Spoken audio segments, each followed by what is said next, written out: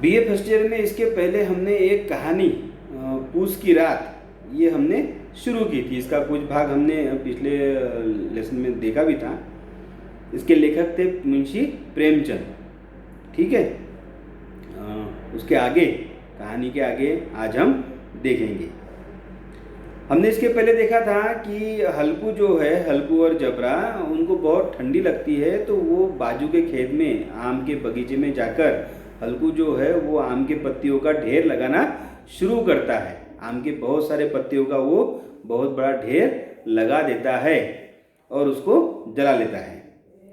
हल्कू अलाव के सामने बैठा आग ताप रहा था। यानी हल्कू जो है वो उस आग के सामने, जो उसने आग जला ली थी, उस आग के सामने नज़दीक बैठकर अपने शरीर को ताप रहा था, सेक रहा था।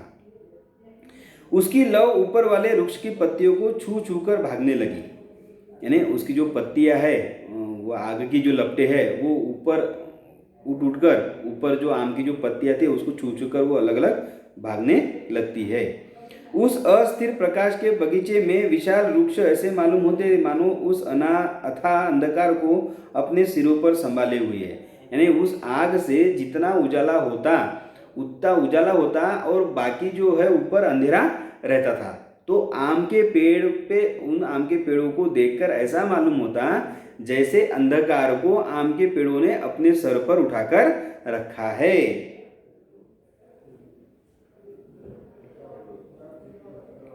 अंधकार के उस अनंत सागर में यह प्रकाश एक नौका के समान हिलता मचलता हुआ जान पड़ता था। हल्कू अलाव के सामने बैठा आग ताप रहा था। एक क्षण में उसने दोहर उतारकर बगल में दबा ली और दोनों पांव फैला दिए मानो ठंड को ललकार रहा हो। तेरे जी में जो आए सो कर। यानी हल्कू ने वो आग जला ली, वहाँ पर वो अपने आप को ताप रहा था, अपने शरीर को सेक रहा था।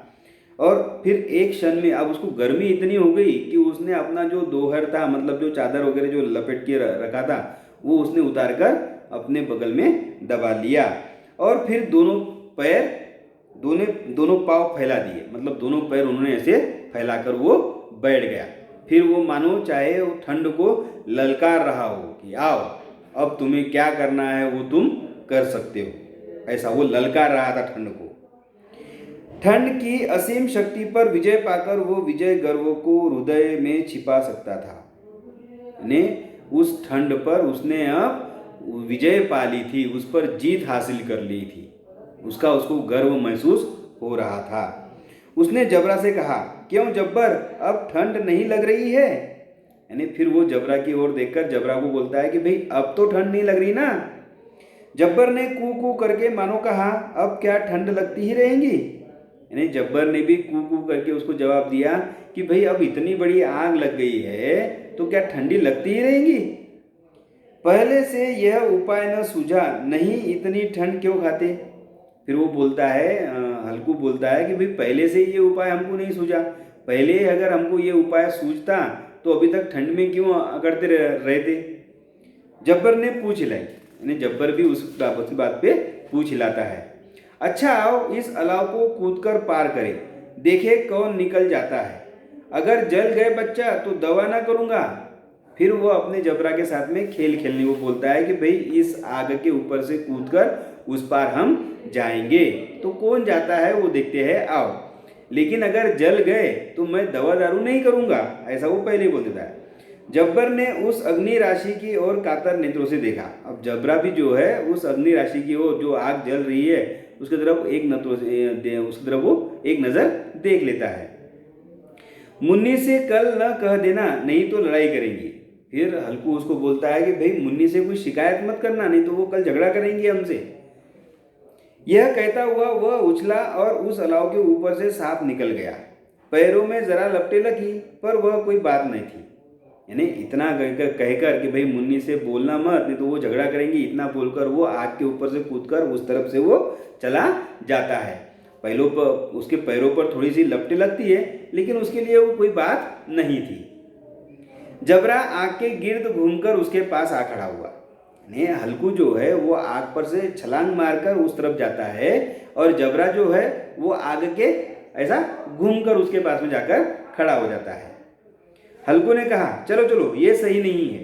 यानी हल्कू बोलता है कि भाई ये सही बात नहीं है, हमने जैसा छलांग मारकर इस तरफ आए उस तरह आप भी उस आग के ऊपर से छलांग मारकर यहाँ आओ, ऊपर से कूद कर आओ, तुम जो ऐसा आकर खड़े हो गए ये सही नहीं है।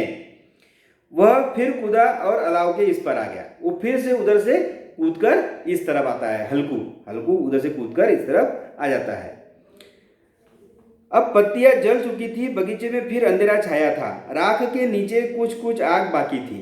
यानी अब पत्तियां पूरी तरह से जल चुकी थी और फिर से वहां पर अंधेरा छा जाता है, लेकिन उस राख के नीचे कुछ कुछ अंगार अभी बाकी थी, जो हवा का झोंका आ जाने पर जाग उठती थी। यानी जैसी उसको हवा लगती वो फिर से आग वो जाग जाती, यानी आग जैसा हवा को लगने के बाद में आग कैसी वो और जलने लगती, उस प्रकार से वो जलने लगती थी।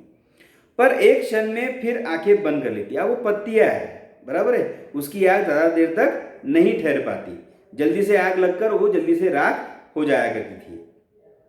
हल्कू ने फिर चादर ओढ़ ली और गर्म राख के पास में बैठा हुआ एक गीत गुनगुनाने लगा। अब फिर से उसको ठंड लगने लगती है तो फिर से वो चादर ओढ़ लेता है और उस आग के पास में बैठकर एक गीत वो गुनगुनाने लगता है। उसके बदन में गर्मी आ गई थी, पर ज्यों ज्यों शीत बढ़ती जाती थी उसे आलस से दबा लेता था। यानी उसके बदन में अब बहुत गर्मी आ गई थी, लेकिन जैसे जैसे ठंडी बढ़ रही थी जो आलस्य है वो बढ़ने लगा, यानी उसकी नींद जो है वो बढ़ने लगती थी। जबरा जोर से भूख कर खेत की ओर भागा और तभी जबरा है वो जोर जोर से भूखने लगता है और वो खेत की ओर भागता है। हल्कू को ऐसा मालूम हुआ कि जानवरों का झुंड उसके खेत में आया है। यानी ये बात हल्कू को भी पता लगती है, उसको ये समझ पड़ता है कि कोई जंगली जानवरों का बहुत बड़ा झुंड जो है वो अपने खेतों में घुस गया है। शायद नील गायों का झुंड था, यानी शायद उनके पैरों के चलने की आवाज़ों से और उनके चरणों की जो वो खा रहे थे नोच नोच के उस खेत में जो अनाज उत्पन्न हुआ था, जो अनाज लगा हुआ था उसको जो वो खा रहे थे, उस पर से ऐसा मालूम पड़ रहा था कि शायद वो नीलगाय का झुंड है।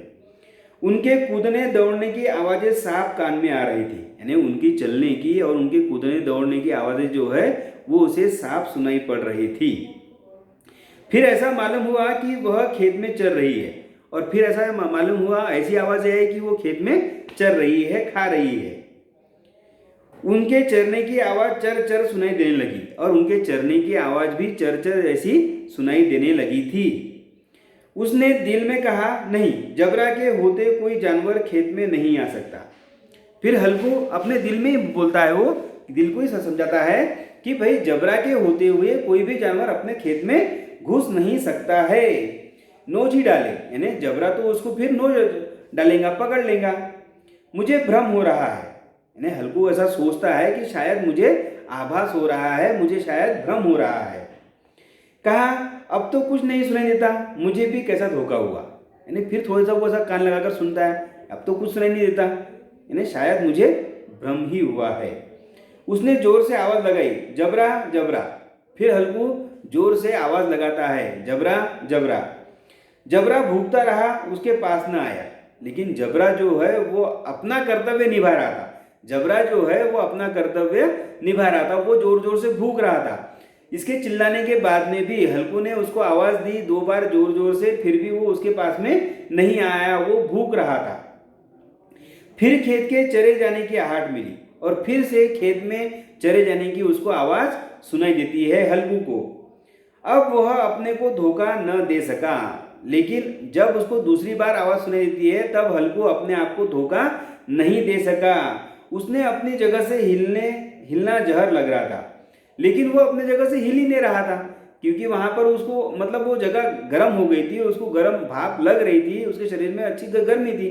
अब अगर वो वहाँ से उठेगा तो फिर से उसको ठंड महसूस होगी, फिर ठंड लगेगी। कैसा ददाया हुआ बैठा था, यानी वो एकदम से वहाँ पर चिपक गया था। इस जाड़े पाले में खेत में जाना, जानवरों के पीछे दौड़ना असह्य जान पड़ा। यानी इस ठंड में यहाँ से उठकर उसके खेत में जाना और जानवरों को भगाना, ये उसको असह्य जान पड़ता है, वो उसके सहन के बाहर था। वह अपनी जगह से न हिला, यानी उसे सब पता था कि भाई अपने खेत में जानवर घुस गए हैं, वो अपने खेतों में चर रहे हैं, अपनी जो खेती है उसे नष्ट कर रहे हैं, ये सब उसे पता था। लेकिन फिर भी वो अपने जगहों से हिला तक नहीं। उसने जोर से आवाज लगाई, हिलो हिलो हिलो, और वो वहीं से जगहों पे से बैठे बैठे वो जोर से चिल्लाता है। जबरा फिर भूख उठा। जानवर खेत चर रहे थे, फसल तैयार है, कैसी अच्छी खेती थी, पर ये दुष्ट जानवर उसका सर्वनाश किए डालते थे। यानी जबरा जो है वो जोर जोर से भौंक रहा था, अभी भी वो भौंक ही रहा है, और जानवर जो है वो खेत चर रहे हैं, वो कोई भाग नहीं रहे हैं, वो खेती चर रहे हैं, और फसल बिल्कुल तैयार है और बहुत अच्छी खेती हुई है इस बार। लेकिन ये जो दुष्ट जानवर है, जंगली जो जानवर है, ये उसका सर्वनाश कर रहे हैं, ये उसे नष्ट कर रहे हैं। ये सब बातें हल्कू को पता थी। हल्कू पक्का इरादा करके उठा और 2-3 कदम चला, पर एकाएक हवा का ऐसा ठंडा चुभने वाला बिच्छू का डंक सा झोंका लगा कि वह फिर बुझते हुए अलाव के पास में आ बैठा और राख को कुरेद कर अपनी ठंडी देह को गरमाने लगा। यानी हल्कू ने इस बार पक्का इरादा किया कि भाई अब यहाँ से उठना है और उन जंगली जानवरों को अपने खेत से भगाना है। ऐसा उसने पक्का निश्चय करके वो उठता है, 2-3 कदम चलता भी है, लेकिन उसे फिर से ऐसा ठंडी का झोंका उसको लगता है कि जैसे बिच्छू का डंक लगा, ऐसा उसे ठंडी हवा का झोंका लगता है। और फिर से वो वापस आकर उस बुझे हुए राख के पास में आकर फिर से बैठता है और उस राख को वो कुरेदता है, और कुरेद कर उसमें जो बची हुई आग है उससे वो अपने शरीर को तापने लगता है। जबरा अपना गला फाड़े डालता था, नीलगाय खेत का सफाया किए डालती थी, और हल्कू गर्म राख के पास में शांत बैठा हुआ था। यानी जबरा जो है वो अपना कर्तव्य निभा रहा था, वो अपना गला फाड़ फाड़ फाड़ के जोर जोर से भौंक रहा था। नीलगाय जो है वो खेतों में चर रही थी आराम से, और हल्कू जो है उस गर्म राख के पास में अपने शरीर को ताप रहा था। अकर्मण्यता से रस्सियों की भांति उसे चारों तरफ से जकड़ रखा था। यानी उस ठंड ने उसको अपने चारों तरफ से उसको जकड़ कर रखा था, बांध कर रखा था कि भाई तुम यहाँ से हिलो भी मत। उसी राख के पास गर्म जमीन पर वह चादर ओढ़कर सो गया, और वहीं पर अब वो आग लगी थी तो वहाँ पर आसपास की जो जमीन है वो गर्म हो गई थी, तो उसी जमीन पर, गर्म जमीन पर वो चादर ओढ़ बिछाकर वहाँ पर वो सो जाता है। सवेरे जब उसकी नींद खुली तब चारों तरफ धूप फैल गई थी, और जब सुबह सवेरे उसकी जब नींद खुलती है तो चारों तरफ धूप खिल गई थी। और मुन्नी कह रही थी, क्या आज सोते ही रहोगे? तुम यहाँ आकर रम गए और उधर सारा खेत चौपट हो गया। यानी जब उसकी आँख खुलती है तब चारों तरफ धूप फैली हुई है, और मुन्नी जो है उसकी पत्नी वो उसको बोल रही है कि भाई आज क्या सोते ही रहोगे? तुम यहाँ पर आकर सो गए और उधर पूरा खेतों का सत्यानाश हो गया, पूरा खेत हमारा नष्ट हो गया। हल्कू ने उठकर कहा, क्या तू खेत से होकर आ रही है? हल्कू उसे पूछता है कि भाई क्या तुम खेत से होकर आ रही हो? मुन्नी बोली, हाँ, सारे खेत का सत्यानाश हो गया। भला ऐसा भी कोई सोता है? तुम्हारे यहाँ मंडैया डालने से क्या हुआ? यानी फिर मुन्नी उसके सवाल का जवाब देती है कि हाँ, मैं खेत से होकर ही आ रही हूँ और खेत पूरी तरह से नष्ट हो चुका है, और तुम यहाँ पर खेत में जो डेरा डालकर हुआ उसका क्या फायदा हुआ? खेत तो नष्ट हो गया। हल्कू ने फिर बहाना किया। हल्कू फिर अब उसको लगता है भाई मुन्नी मुझे डांट रही है, तो हल्कू बहाना करता है, मैं मरते मरते बचा, तुझे अपने खेत की पड़ी है, पेट में ऐसा दर्द हुआ कि मैं ही जानता हूँ। यानी वो बहाना करता है कि भाई मैं कल रात में मरते मरते बचा हूँ और तुम्हें खेत की पड़ी है। कल रात मेरे पेट में ऐसा दर्द उठा कि मैं ही जानता हूँ। दोनों फिर खेत की टाट पर आए, देखा सारा खेत रौंदा पड़ा हुआ है और जबरा मंडैया के नीचे चित्त लेटा है, मानो प्राण ही न हो।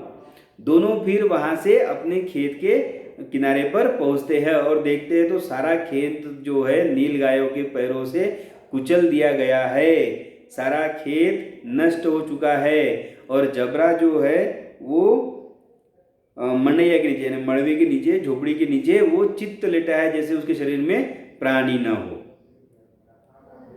दोनों खेत की दशा देख रहे थे। मुन्नी के मुख पर उदासी थी पर हल्कू प्रसन्न था।